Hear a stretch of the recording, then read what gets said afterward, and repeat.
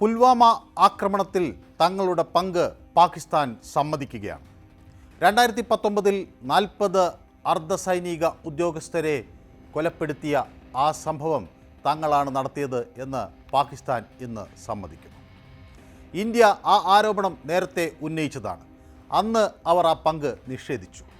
ഇന്ന് അവർ അത് സമ്മതിക്കുന്നു. പുൽവാമ ഭീകരാക്രമണം പാകിസ്ഥാൻ സൈന്യത്തിൻ്റെ തന്ത്രപരമായ മിടുക്കാണ് എന്ന് ഇപ്പോൾ അവർ പറയുകയാണ്.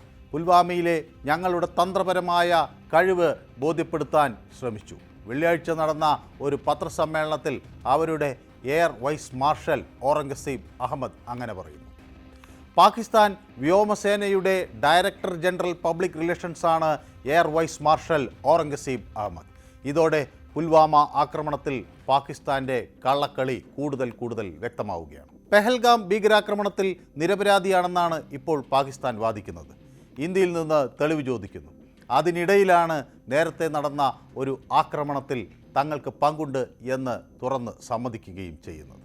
ഈ തുറന്നു പറച്ചിൽ നടക്കുന്ന ഘട്ടത്തിൽ director general ISPR lieutenant general Ahmed Sharif ചൗധരിയും ഒരു നാവികസേന വക്താവും ഉണ്ടായിരുന്നു. അൽ-ഖയ്ദ തലവൻ ഒസാമ ബിൻ ലാദനെ കണ്ട് തീവ്രവാദികൾക്ക് ആണവായുധ സാങ്കേതിക വിദ്യ കൈമാറാൻ ശ്രമിച്ച ആണവശാസ്ത്രജ്ഞൻ സുൽത്താൻ ബഷീറുദ്ദീൻ മെഹ്മൂദിൻ്റെ മകനാണ് ലഫ്റ്റനന്റ് ജനറൽ ചൗധരി. 2019 ഫെബ്രുവരി 14 ജമ്മു കശ്മീർ ശ്രീനഗർ ദേശീയപാതയിലാണ് സംഭവം ഉണ്ടായത്. ജെയ്ഷെ മുഹമ്മദ് ചാവേർ ബോംബറാണ് ആക്രമണം നടത്തിയത്. ഇന്ത്യൻ സുരക്ഷാ ഉദ്യോഗസ്ഥർ സഞ്ചരിച്ച വാഹന വ്യൂഹത്തിന് നേരെയായിരുന്നു ആക്രമണം. ജെയ്ഷെ മുഹമ്മദ് തീവ്രവാദി ആദിൽ അഹമ്മദ് ദാർ ആയിരുന്നു ആക്രമണം നടത്തിയത്. ആ കൊലയാളിക്ക് 22 വയസ്സ് മാത്രമേ പ്രായമുണ്ടായിരുന്നുള്ളൂ. ആദിൽ അഹമ്മദ് ദാർ കൊക്കാപ്പോറ സ്വദേശിയായിരുന്നു. കുടുംബം അയാളെ ഏറ്റവും ഒടുവിൽ കണ്ടത് 2018 ഒരു സൈക്കിൾ എടുത്ത് അയാൾ വീട് വിട്ടിറങ്ങി. പോലീസ് അടിച്ചു എന്ന മനോവിഷമത്തിൽ നടക്കുന്ന ആ ചെറുപ്പക്കാരനെയാണ് പിന്നീട് തീവ്രവാദിയായി ജെയ്ഷെ മുഹമ്മദ് മാറ്റിയെടുത്തത്. CRPF ജവാന്മാരെ കൊലപ്പെടുത്തിയ പുൽവാമ ആക്രമണം നടത്തിയത് അയാളാണ്. അന്നത്തെ പാകിസ്ഥാൻ പ്രധാനമന്ത്രി ഇമ്രാൻഖാൻ ആക്രമണത്തെ ആശങ്കാജനകമായ കാര്യം എന്ന് വിശേഷിപ്പിച്ചു. ആക്രമണത്തിൽ പാകിസ്ഥാൻ സൈന്യത്തിൻ്റെ പങ്ക് നിഷേധിച്ചു.